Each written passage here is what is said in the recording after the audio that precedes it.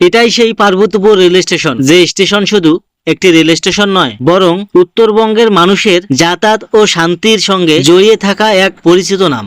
একসময় এই রেলপথকে ঘিরেই পার্বতীপুরের শহর ও ব্যবসা বাণিজ্যের বিস্তার ঘটাতে শুরু করে।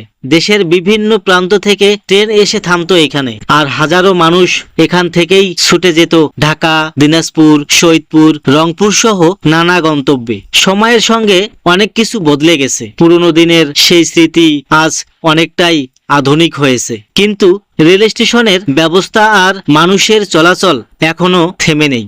আজও ট্রেনের হুইসেল, রেলের লাইন আর ছুটে চলা মানুষের ভিড় মনে করিয়ে দেয় পার্বতীপুরের ইতিহাসের সঙ্গে রেলপথ কতটা গভীরভাবে জড়িয়ে আছে। পুরনো দিনের ঐতিহ্য আর বর্তমানের ব্যবস্থাপনা, এই দুই মিলিয়েই আমাদের প্রিয় পার্বতীপুর রেল স্টেশন। তবে এই স্টেশনের গল্প শুধু আজকের নয়, এই গল্পের শুরু সেই ব্রিটিশ আমল থেকে। 1876 সালে যখন পার্বতীপুর রেলপথের সঙ্গে যুক্ত হয়, এরপর ধীরে ধীরে এখান থেকে বিভিন্ন দিকে রেল লাইন ছড়িয়ে পড়তে থাকে। 1879 সালে কাউনিয়ার সঙ্গে রেল যোগাযোগ তৈরি হয়, আর 1889 সালের মধ্যে পার্বতীপুরের সঙ্গে বিহারের কাটিহারেরও রেল যোগাযোগ স্থাপিত হয়। পার্বতীপুর এলাকাবাসীর কাছে অনুরোধ, এই ভিডিওটি যদি ভালো হয়ে থাকে একটি লাইক দিয়ে সবার মাঝে শেয়ার করে দিন।